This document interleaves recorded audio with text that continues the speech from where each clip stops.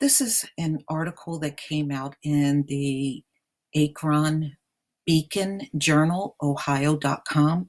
Summit County jobless and Ohio construction workers are top casualties in opioids plague. And it's like a domino effect. The jobs are going to suffer because there's just so many junkies on jobs these days. We already know about the people that can't get hired because they can't pass a drug test.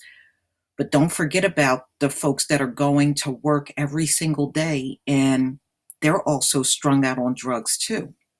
A lot of companies around the country are complaining about productivity dropping in many of these places of business. It is because they have so many junkies on the job. Aches and pains, lack of access to treatment or time for therapy.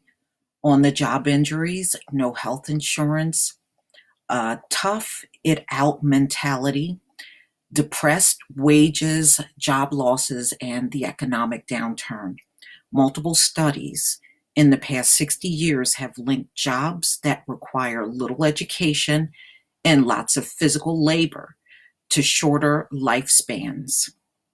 But in Ohio, over the past 7 years, it's wanting relief from their agony, often by seeking or sharing pain pills. That has likely sent hundreds of laborers to an early grave. The Akron Beacon Journal, Ohio.com, following an investigation published a week ago by the Plain Dealer, has reviewed the death records of 12,723 Ohioans who overdosed between 2010 and 2016. In every case, coroners found traces of opioids, whether heroin, prescription pain pills, or potent synthetic opiates, that have turned addiction into a fast-burning public health crisis. The records provided by the Ohio Department of Health to the Plain Dealer and the Beacon Journal, Ohio.com, included information about the overdose victims' occupations, providing a first-time look at how opioids affect workers, some particularly the well-educated and higher-paid seem more immune to fatal opioid overdoses. The 12,723 death certificates reflect the realization that opioids, though killing white males with precision, have found their way into every Ohio community and occupation. Among the dead are public servants and veterans, business owners and restaurant workers, a middle-aged race car driver for Akron, a Hudson business owner, a 26-year-old unmarried welder, female homemakers from Barberton and Uniontown, and college students from Akron, Bath, Copley, Coventry, Yahonga Falls, Green, Macedonia, Northfield, Stowe, and Talmadge. And that's just the Summit County. So that's just all in one county, all of those towns and dead people of those death certificates that they were researching. Statewide, the opioid-related death toll has climbed exponentially from 970 in 2010 to 3,393 last year. In no profession, whether by rate or body count, has the toll been greater in the construction and the extraction industry. Construction workers accounted for nearly 1 in 7 fatal overdoses, totaling 1,920 of the 12,723 dead in Ohio over the 7-year span. The plain dealer, which use Bureau of Labor statistic codes to classify occupations, found that about 3 in every 1,000 construction workers died last year of an opioid overdose. Wow. Okay. In short, opioids are killing construction workers 7 times faster than the average Ohio worker. They're just like industrial athletes. Travis Bornston said during a phone interview last week as he drove towards the Columbus area to protest the profitable distribution of pain pills. Bornstein, the president of Teamster Local 24 in Akron, has become an outspoken advocate for the addicted since his son's name was added in 2014 to the list of 12,723 overdose deaths. The athlete is always trying to stay in the game. A worker is always trying to provide for his family.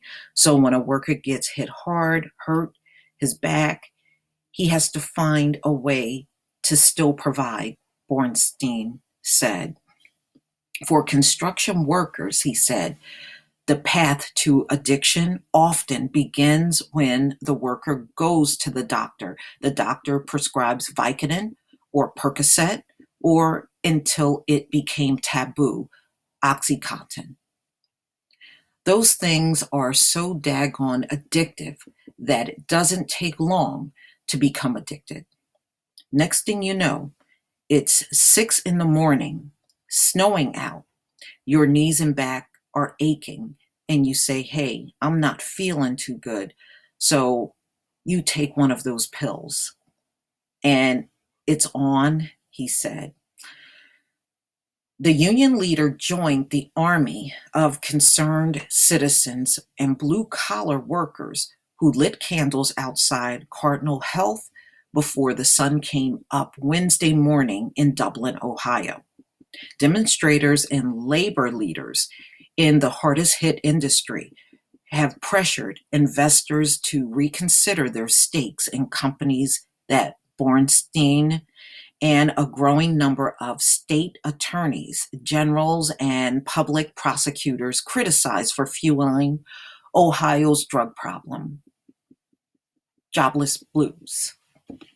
There's another occupational category listed on death certificates for fatal overdoses, one that played a role in what local health experts call deaths by despair. Among Summit County residents, the jobless account for 38 opioid overdose deaths in 2016. Not as many as 44 construction workers, but sharply more than the 2 unemployed residents who overdosed and died in 2010 and 2011. Also, a lot of concern is rising number of death certificates with no occupation listed. Oh yeah, there's a lot of unemployed white men in this country, probably more than many decades before. They are not working like you think. They're not. There are many. Even here in New Jersey, I see a lot of like when I come across the junkies on the street, a lot of these are working age men. They're not old enough to be retired, but they are so strung out, they can't work. And this is something that's growing all throughout the country. You got millions of people hooked on drugs. And this opioid plague, I'm hearing anywhere between 23 million and the highest I've heard is 38 million that are now in this country abusing opioids, heroin, or some type of fentanyl. So these people are not working. There's a lot of them because of the drug plague. There's a lot of unemployed white people in this country right now. A lot. The age of this group mirrors that of the dead, whose occupation was known, eliminating the possibility that they were too young to work or perhaps of retirement age. It's possible some were unemployed, or as some coroners and funeral homes have encountered when processing unclaimed bodies, they may have been selling drugs or their bodies to be uh, feed their addiction. So they're saying many of these unemployed may have been dealing drugs, and that's not unusual. That's what happened in the Black community during the crack epidemic. Those Black people, a lot of times, if they had a criminal record, could not go out and find a job. They turned to drugs. They start selling drugs. Statewide, there's been 578% increase in overdose victims, with no occupation listed, as coroners and funeral homes have been slammed with bodies. Rust Belt towns and states in the American Midwest have been especially hit by opioids. Ohio industries, with the most staggering death tolls, saw wages plummet during the Great Recession and jobs vanish after decades of increased foreign competition and factory automation. To me, part of what's going on here is lack of hope. Yeah, well, Black people have always dealt with lack of hope, but we're not running to opioids. It just amazes me how these people got one excuse after another. But see, when this was happening to Black people, they didn't want to hear nothing. You just went to jail. But they got every excuse under the sun. Suicide, overdose, or alcohol related diseases are on the rise among working class men, many of whom found themselves unexpectedly left behind by the economic restructuring of the past 40 years. They thought they would have opportunity. They had all these industries: steel, coal, auto. In my mid 50s, a lot of the guys I went to high school with, I'm done with school, I'm going to go to work at the plant, just like my dad did. Then suddenly, all those jobs evaporated. Yeah, I remember talking about this, and we were just talking in general about how the jobs were disappearing, and this probably was more than 20 years ago.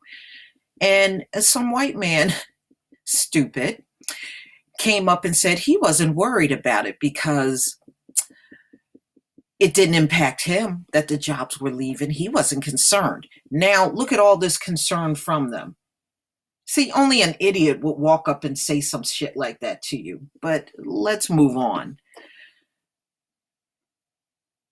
That's pure selfishness. In Summit County and across much of Ohio, workers in fields that the plain dealers analysis identified as most vulnerable to fatal overdoses: construction, manufacturing, forestry, farming, mining, have experienced some of the most devastating job losses since 2000 and wage declines since 2006. Tough it out. More than 275 Northeast Ohio roofers, carpenters, laborers, electricians, bricklayers, and other construction workers died of heroin or opioid overdose since 2010. The Plain Dealer reported there were 99% male, 98% white, and compared to other Ohioans, twice as likely to be divorced.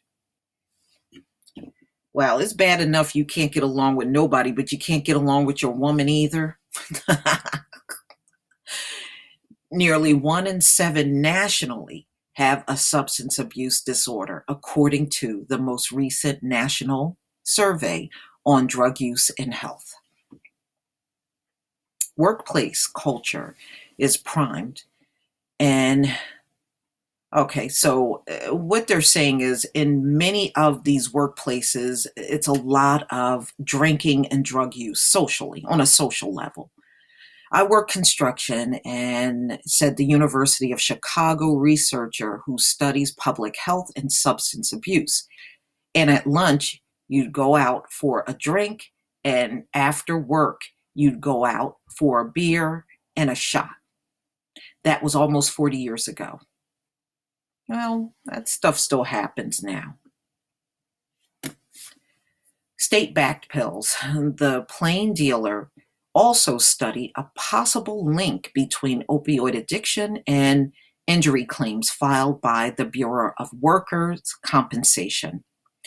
Since 2010, the paper found that construction workers were about 3 times more likely to file a workers' comp claim than other occupants. In the first year, 80% of claims were treated with opioids like Vicodin, Percocet, and OxyContin, according to the BWC data. Executives at Purdue Pharma, the makers of OxyContin, had admitted 3 years earlier in federal court to misleading doctors, regulators, and patients about their product's potential for addiction and abuse. The plain dealer reported by 2016 that BWC had cut in half the number of injury claims from overprescribed opioids. Still, 73% of injured construction workers were given a narcotic painkiller last year. So there you go. A high number of people working blue collar jobs like construction have the highest rates of opioid deaths. And of course, you're unemployed because they have nothing but time on their hands to do drugs. Please tell me what you think, ladies and gentlemen. Please leave your comment and subscribe. And don't forget to hit on the notification bell. Peace, family.